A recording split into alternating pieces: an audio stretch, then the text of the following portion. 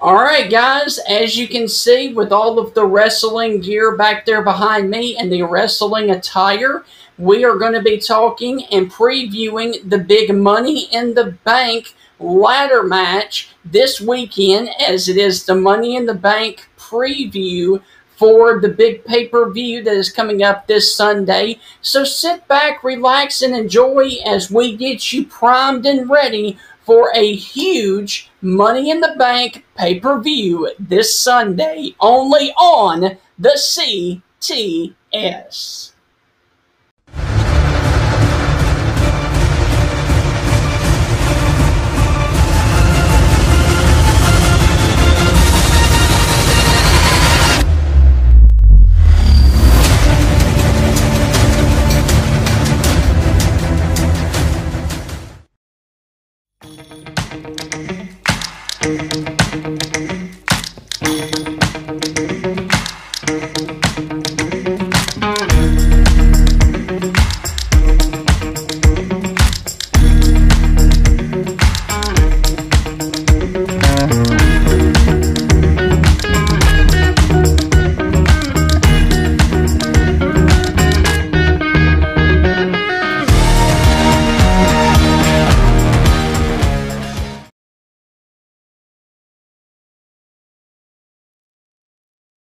Alright guys, it is time to rock and roll because we are talking a little bit of WWE, and there is a huge, big pay-per-view this weekend, Money in the Bank, and it's going to be great because we're going to have some huge matches. But let me go on ahead and pull up my panel here so that we can start breaking down a little bit of Money in the Bank. And so first off, I'm going to pull up Jeremy. Jeremy, how are you doing this evening, sir? Steven, man, I am pumped. I am excited. I read the comments of the last time I was here, and it was 19 consecutive people saying I was the funniest person they'd ever heard, and one person saying this is boring. Well, I can guarantee you that one person that said was boring has a boring life. So there you go. All right, next up is going to be Sanchez. Sanchez, how are you doing tonight, my friend? Hey, everybody, I'm doing good. There are a lot of great wrestlers that come out of the state of Texas. You know, Mark Henry is one of them. Undertaker lives in Austin. Yes. So, yeah, I've seen him a couple of times, and Mark Henry. Absolutely. All right, and then our last guy is going to be Mike. Mike, how are you doing this evening, sir? Hey, everybody, it's Mike Messier. Glad to be here. And I'm in the sunny state of Florida. When I think of Austin, Texas, I always think of guys like Dusty Rhodes and Blackjack Mulligan, but that might be showing my age, the Von Erichs. But the Money in the Bank's coming up, and should be good fodder for conversation. Yes. Well, guys, I wanted to start off this show by doing this. Obviously, Money in the Bank has been their ladder match started back in 2005 at WrestleMania, and went at WrestleMania from 2005 all the way up to 2010. What is all of your, and I'm going to go to each one of you, your fondest memory of a Money in the Bank match or pay-per-view? Who do you want to start with? It's whoever wants to take a stab at it. I think I'll start then. I remember was it the second one where Ric Flair was involved? Maybe the second or third one in 2006 or 07. It was still at a WrestleMania.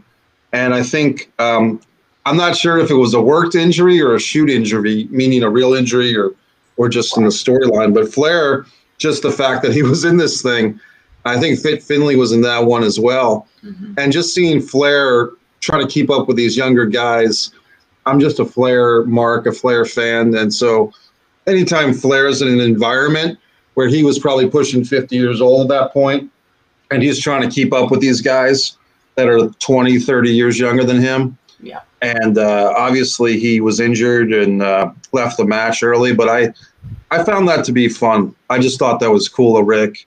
And later on, he would do a thumbtacks match against the Big Show in ECW, the WWE ECW. So that's my little memory. Just not even a guy winning. Just the fact that he was even in it and trying to participate was fun for me. You know, Mike, I guess I'll hop in because you made me think. I was watching Raw this week, and they were playing sort of the video montage to get everybody hyped up.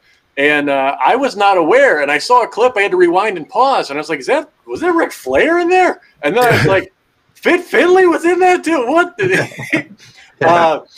But I have to say, so the one that I think of is I've been known to place a wager or two on the pro wrestling events. Call me crazy. So, but maybe 3 years ago or so, I thought they were going to give it to Sami Zayn. It was his first one, and he was starting to make a little noise. And that was the year that Brock Lesnar beat him up and took his spot. And I was mad because my bookie wouldn't refund my money. I was like, my guy didn't even get in the match. That's what you get for betting on wrestling, right? I guess so, yeah. I was like, I thought this was real. That's funny. I think for me was the one that Randy Orton won in 2013. That was with Christian and Rob Van Dam, I think. About right? Yes. I think so, yeah. Yes. Well, I think that was like 2013. I just remember that. I mean, that was just probably at the time that all of them were in their primes. So to see Randy Orton was one of my favorites back then. Well, my favorite Money in the Bank moment, and it's actually not in the ladder match, but it's actually surrounding the pay-per-view. It was the build-up to the Money in the Bank pay-per-view in Chicago, where CM Punk walked out of the WWE with the WWE Championship. And the whole fiasco about John Cena, if you lose this match, you're fired. And all of that. And then, of course, CM Punk getting suspended for, speaking his mind, and the pipe bombs. That really, to me, was a great and honorable Money in the Bank moment. That's a good one. You can't beat that one. So, guys, let's go ahead and break down this weekend's pay-per-view. What are you guys most looking forward to as we head into the pay-per-view? I'm not so sure there's a whole lot to look forward to other than who survives the next round of budget cuts. Yes. Yeah. That's true. I'll jump in a little bit to something, because I'm a very critical guy of WWE these days, but I mean, I think you've got a singles match for the Universal title, Roman Reigns versus Edge. We saw what those guys could do at WrestleMania along with Daniel Bryan. Edge is in a career comeback. Both him and Christian have been impressive in their respective companies. Christian, of course, doing more with AEW or under contract AEW. But Edge has really come on. He had that Randy Orton match at Mania. That was a little bit long for most people, but they came back strong, I think, a month later with the World's Greatest Wrestling match, where they did some, audio orchestration with crowd noise, but the actual quality of their match was great. And Edge got injured in that match, and so he was out for another year. But now he's back. He was at the Rumble. He won the Royal Rumble, which I think was a surprise for most of us. And he and Daniel Bryan and Roman, like I said, had that barn burner of a main event. It was kind of an old school. He reminded me of Triple H, Kurt Angle, and The Rock, to be honest with you. Yes. And I thought they had a heck of a good match. And so now here we are, Edge and Roman Reigns one-on-one. I think we can expect a great match. I think it would be interesting if they gave Edge a run with the title at this point. I think Roman is having a great title run. It's going somewhere, kind of like the old school days of the top heel, and all these baby faces are chasing him like a Harley Race or a Ric Flair. The thing with those guys is Race and Flair, they would interrupt their NWA World title reigns with a Dusty Rhodes title reign for a couple of weeks or a Tommy Rich for 4 days. With Roman, they haven't really done that. This could be the time to do that. This could be the time to give Edge a month or 2 months with the title, just to make it interesting, just to give a layer to this feud. If they keep the title on Roman, especially if he wins clean, then the question is, once again, what do you go from here with Roman? Because with the real life situation with Uso, his cousin, it's a tough situation for Roman's character. Real life is hurting the storyline. I'd like to see it. I'd like to see a title change, to be honest with you, just to mix it up, because you could easily get the belt back on Roman in a week, in a month, whatever, and try to build to that Roman John Cena match at SummerSlam, or The Rock, possibly at WrestleMania. Although The Rock hasn't wrestled in 10 years. The last time he did, he hurt his chest. Why are people expecting The Rock to just automatically do a match with Roman? That's what the fans want. We don't know if that's going to happen. Right. Bobby Lashley and Kofi Kingston match actually interests me, to be honest with you. That's for the WWE, what I call the Bruno belt, the lineage title. I think that's interesting because Kofi had a great run 2 or 3 years ago, and they kind of put him into mediocrity, to be honest with you. He lost the title to Brock on that SmackDown, and he hasn't been the same since. It'd be great to see Kofi have a good run. And this Rhea Ripley, Charlotte Flair thing, although they've kind of done a poor job programming it, in other words, the buildup has not been great. I think these two women are outstanding athletes. And the best thing about a WWE pay-per-view, in my book, is when the bell rings, these wrestlers these days are very good. There's not a lot of weak wrestlers on the roster. My issue with WWE is more in the behind-the-scenes stuff. But when the wrestlers get that chance to shine on a pay-per-view where storylines are not as important, these are the payoff matches. It's probably going to be a good show. The women's ladder match and the men's ladder match, that's where things are a little more vague because we never quite know what's going to happen, and that's kind of the point. They're a wild card. I mean, you've got some talented guys, Ricochet, John Morrison, Matt Riddle, Drew McIntyre, Big E, Kevin Owens, King Nakamura, and Seth Rollins. On the women's side, you've got Asuka, Naomi, Alexa Bliss, Nikki Ash, almost a superhero. Liv Morgan, Zelina Vega coming back to the Federation, or the entertainment. Natalia and a mystery lady. Some people are speculating Becky Lynch. I don't think that's going to happen. I think they would promote that more. I think the two actual ladder matches are more the variable. But there's going to be more of a traditional ladder match this time because I think this is in front of a live audience. Right. Last year we had the theatrical versions, the cinema versions with Otis. And obviously they did nothing with Otis. He lost the thing. And the lady Asuka won last year. And then she got the title because Becky got impregnated. So there you go. That's my chip in there. Yes. Well, Jeremy, I would love to get your take on some of these matches coming up this weekend. Well, I think a couple things I'd be really looking forward to. One is, will the Usos show up sober? Great question. So that's and as Mike mentioned there, really curious who that mystery female is. Like he said, Becky Lynch is a lot of the suspicion. If it's her, would they rather build her up as the big appearance, or they want the huge explosion of a pop from the first live audience in quite some time?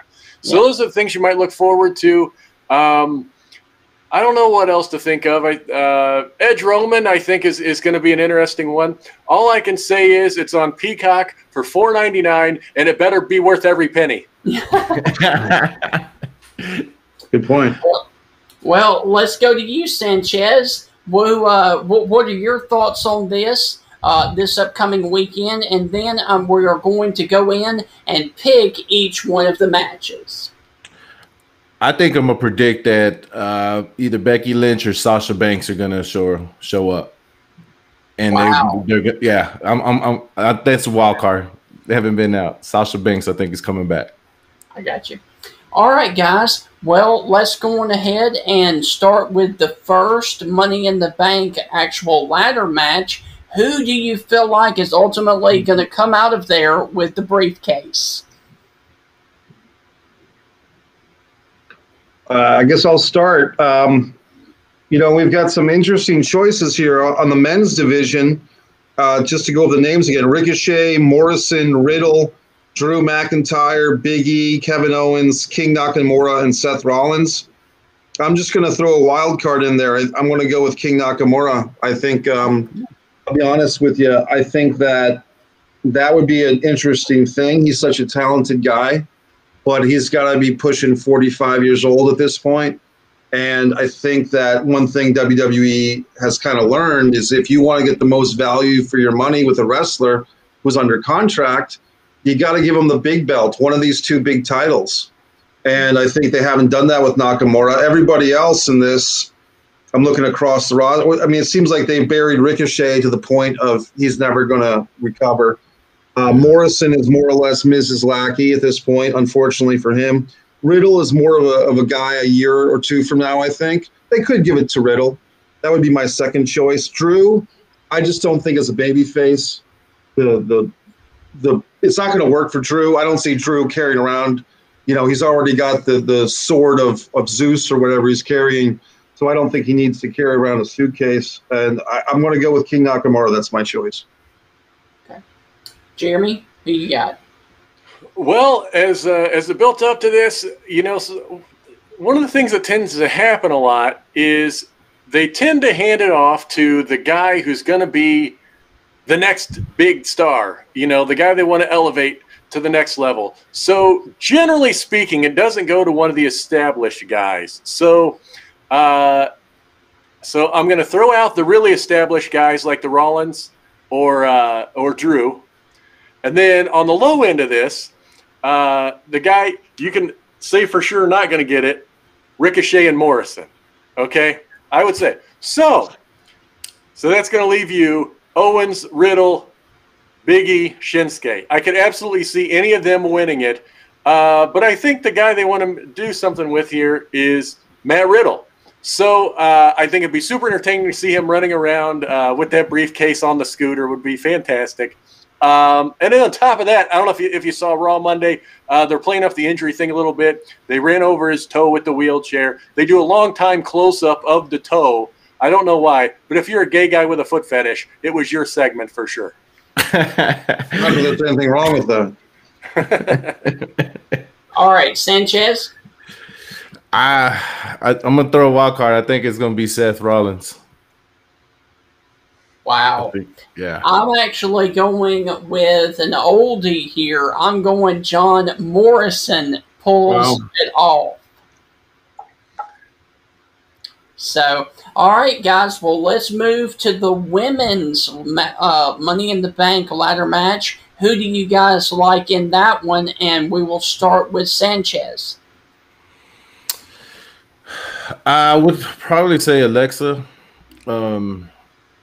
And if Sasha Banks comes back, that's probably whoever comes back is going to win it for sure. But with what we have right now, who is it? Bliss, Cross, Asuka, Vega, Zelina, Nikki Ash, Liv Morgan.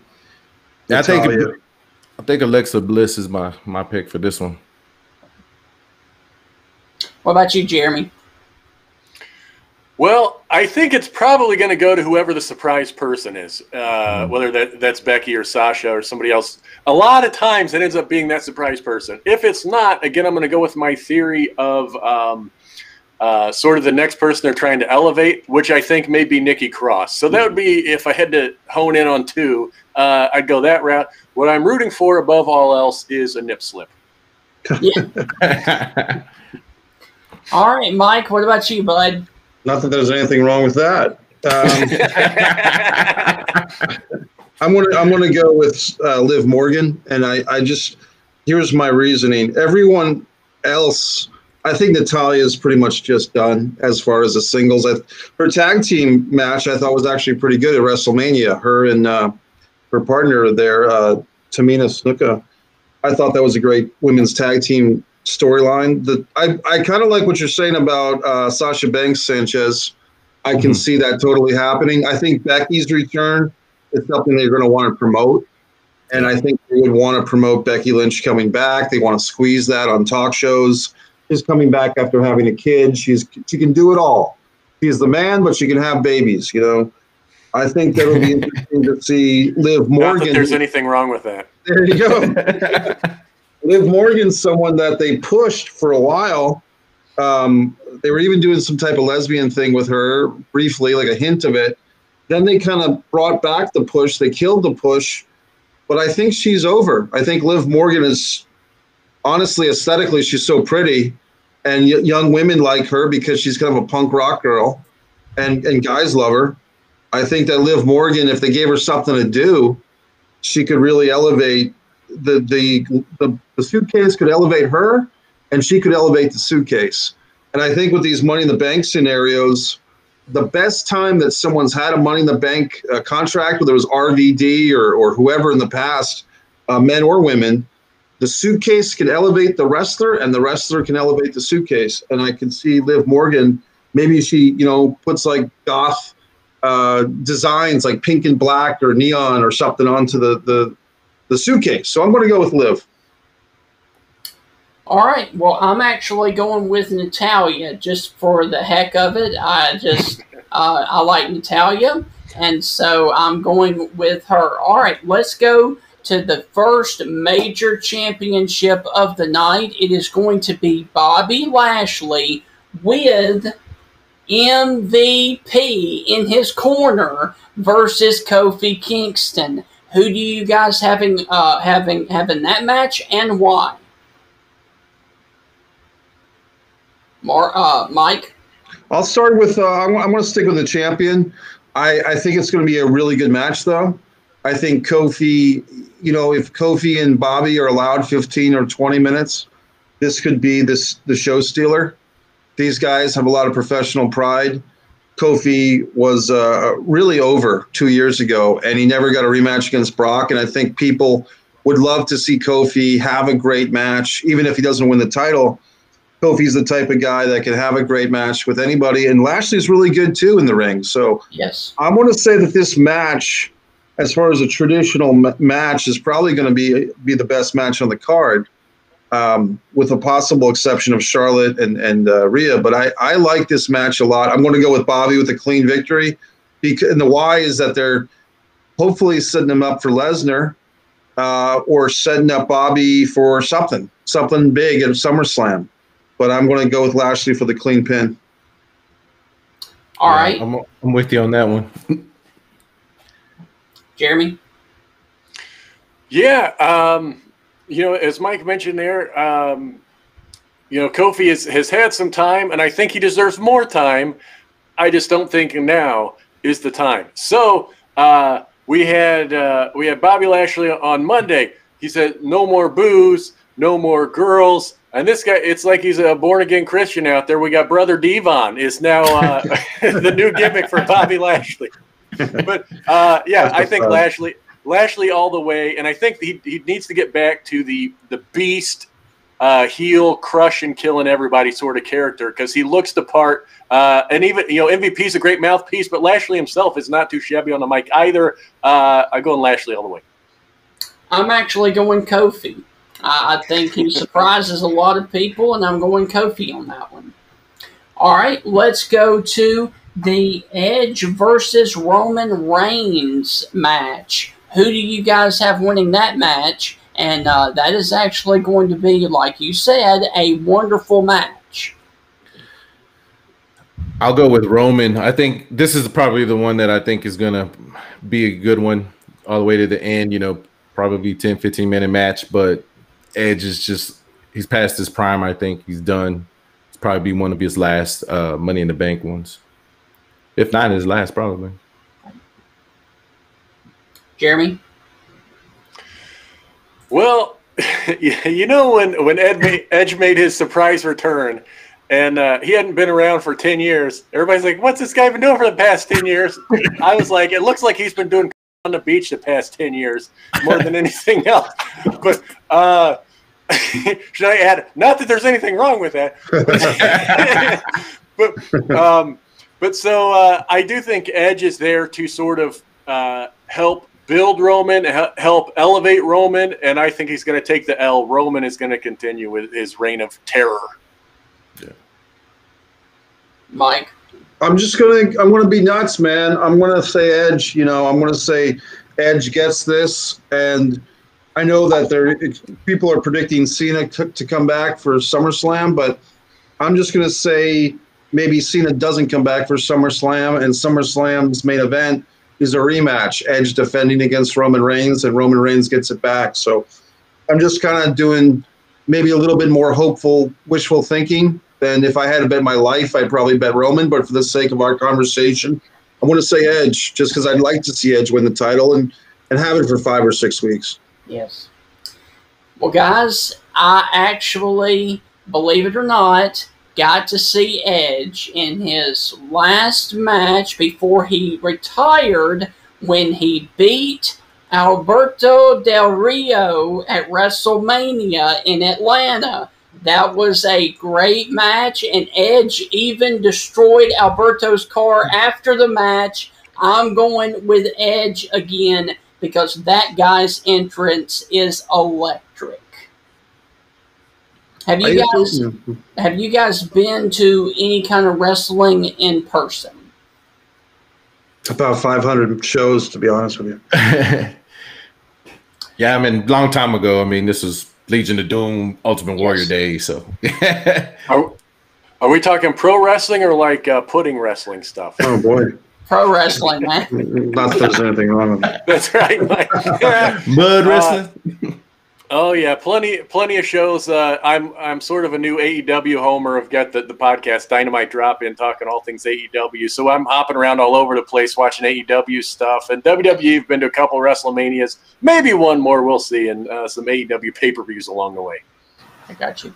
Well, guys, what do you think about the Ripley versus Charlotte Flair match?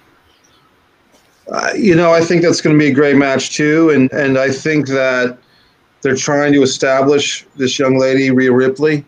Yes. And I think that part of that establishing has to come at the expense of a veteran, and Charlotte Flair is now the veteran.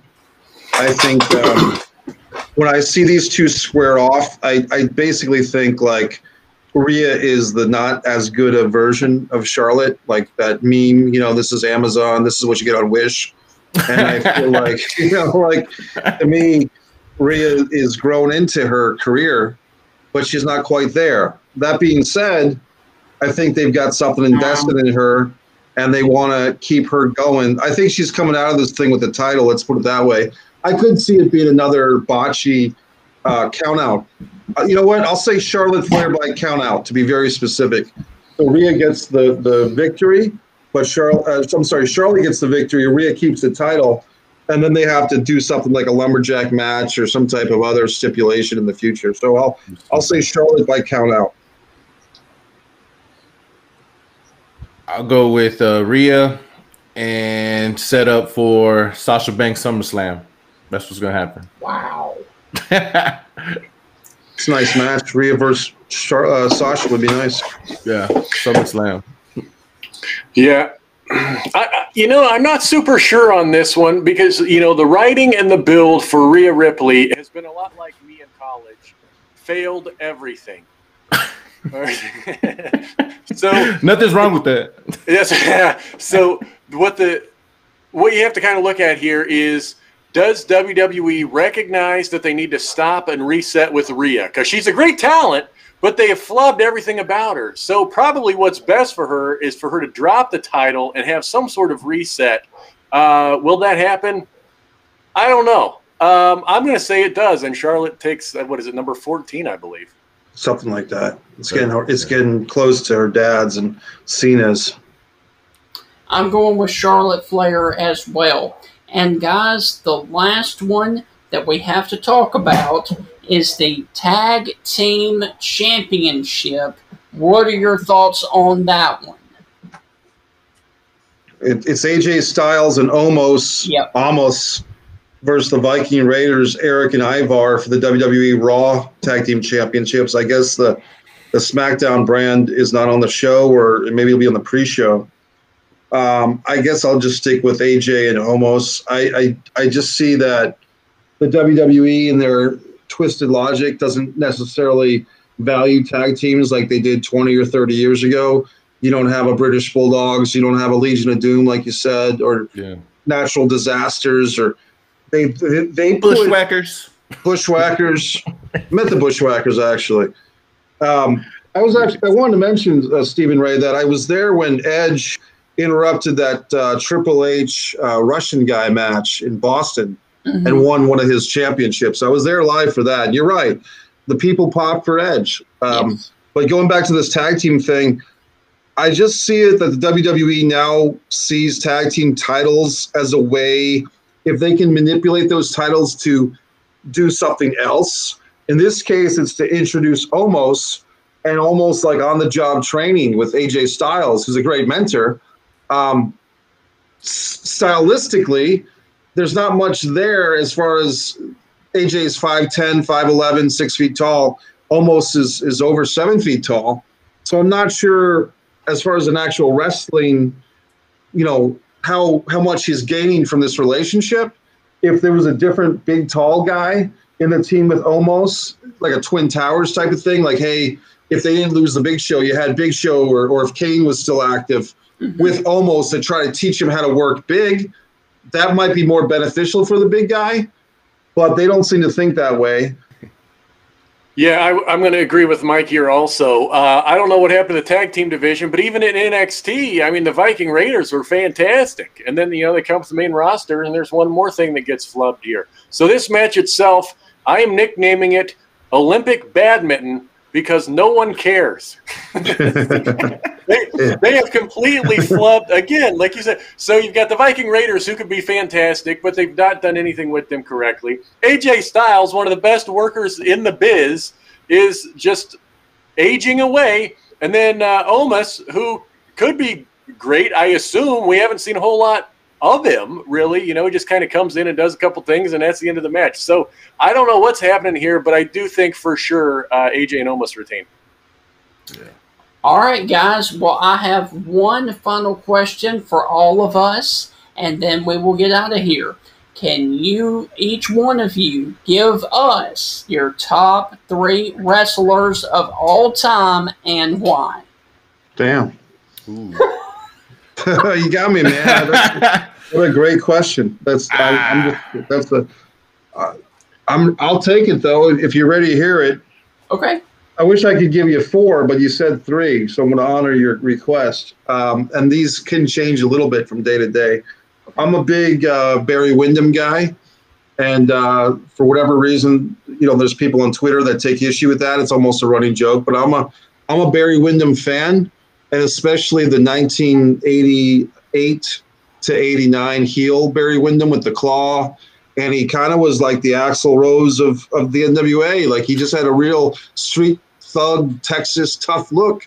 And I thought he was cool. And I thought if you watch that U.S. title match, Chi-Town Rumble 89, Barry Windham and Lex Luger, Windham and Bam Bam Bigelow at Starrcade 88. I was embryonic, but seeing Windham versus Flair at Crockett Cup 87 in Baltimore. The other choice would be Flair, and the other choice would be Magnificent Morocco. I think Morocco, he peaked about 2 years too soon.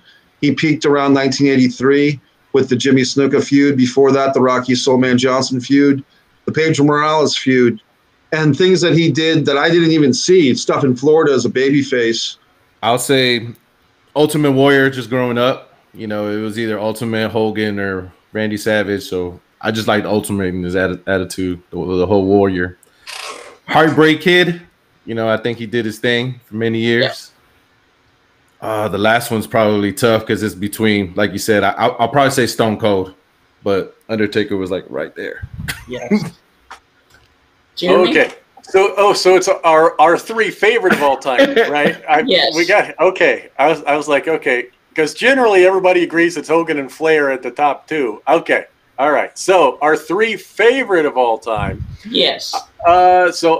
Well, growing up, I was always a Hulk Hogan guy. He was the first one. It's a little boy in the midst of the Hulkamania goes wild. So I would take him. And then kind of drifted out for a little bit, stopped caring when WCW sort of folded. It was sort of wrestling got a little low. So I fell out, but then CM Punk pulled me back in. He was a whole lot of fun. Yes. And then every Royal Rumble, I hook up, I've got my speaker bar, and I play Cult of Personality right when the next guy comes out. When I got people at my house, they're like, no way! No way! And they're like, I got you. So I would say CM Punk, and then Daniel Bryan, Yeselmania, one of the best moments of all time, in my humble opinion. And then honorable mention to the greatest worker probably of all time, James Ellsworth. Oh, interesting. No, I'm just joking. Wow. Wow. Well, y'all are probably going to laugh at mine because mine goes in a different direction. Now, one of these guys was electric in everything that he did. One of them has to be, for me, the charismatic enigma, Jeff Hardy.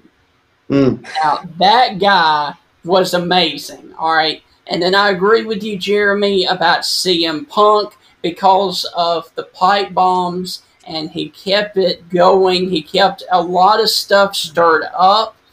And my last one is going to be, in my opinion, the greatest wrestler to ever take the stage at WrestleMania, The Undertaker. Good choices. Yeah. Yes. Good choices. Very good choices.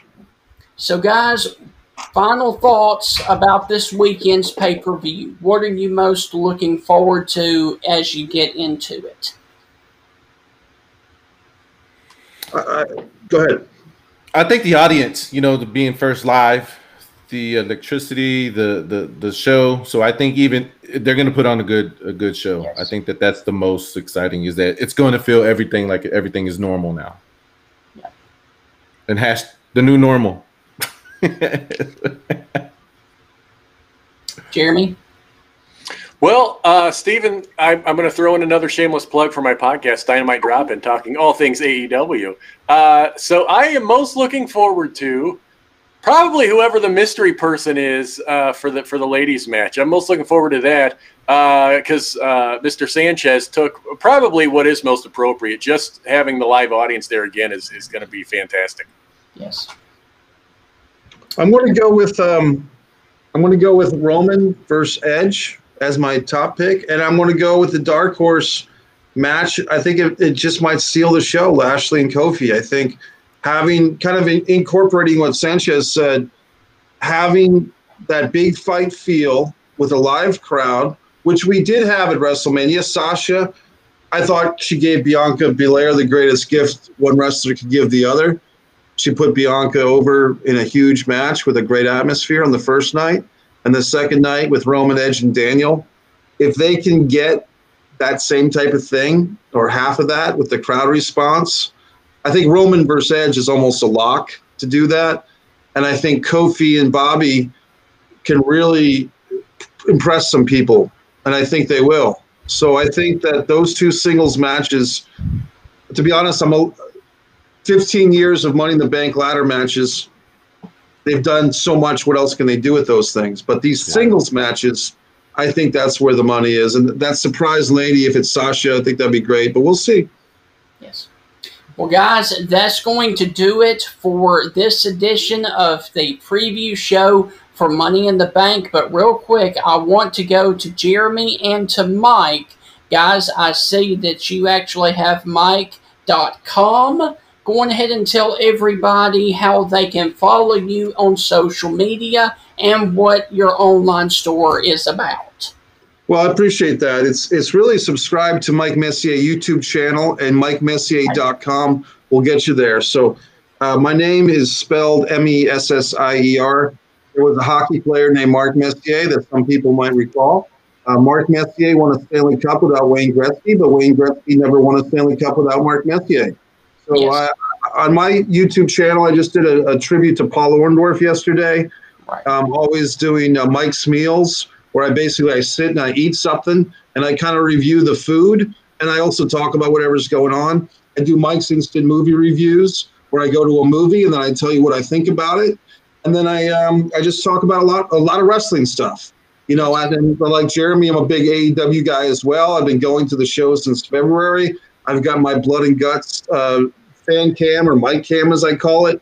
I've got some footage from the fan festival about 2 months ago. The Artifact room at AEW was great. I've got an interview with Bob Backlund. I've got an interview with Sam Houston. Our buddy Joey got me in here. I'm happy to be here with you guys tonight. So subscribe to Mike Messier YouTube channel is literally the name of the channel, and MikeMessier.com. As far as Twitter, it's subscribe to Mike Messier YouTube channel is the Twitter name. And on Facebook, it's Mikey Messier. Thanks, everybody. Okay. All right. And Jeremy, what about you? So podcast Dynamite drop in on my book at the Amazon bestseller, You Can't Write City Hall. Check that out. And then if you want to watch my Amazon Prime stand-up special, it's called Who's With Me on Amazon Prime. I think I get $1 every time somebody downloads that. So if everyone listening and watching could just hit refresh numerous times, that would help me a lot. And if you want to find me on social media, I'm on all of them. Jeremy Nunez or Front Porch Comedy. Okay. All right. And what about you, One More Sanchez? So you can find me everything at One More Sanchez. I have a YouTube channel where I interview boxers and comedians, up-and-coming boxers. So I've had the opportunity to do the Benavidez kids and some prospects that are going to the Olympics. But also I do Dragging the Line podcast.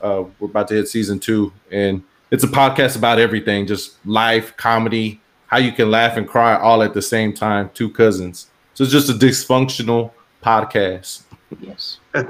Well, guys, look, man, thank y'all so much for joining me tonight. We hope that you guys have enjoyed it. And don't forget, these guys will be back for the next big pay-per-view, which will be SummerSlam coming up. So that's going to be great here. But, guys, you can always find great content here on the CTS. Until next time, have a great week. And as always, God bless.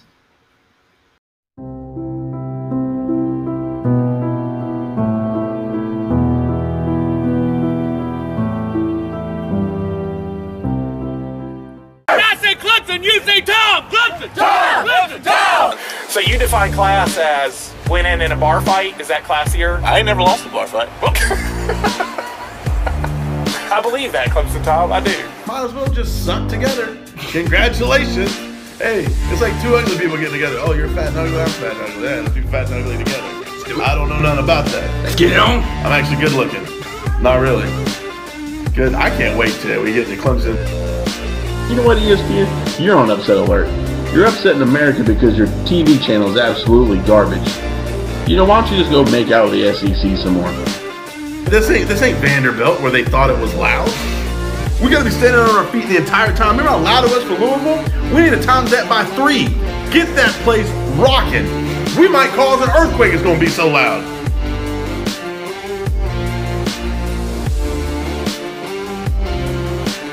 You wish you had them that hot in the SEC. Goodness gracious. Makes you want to give up fried food.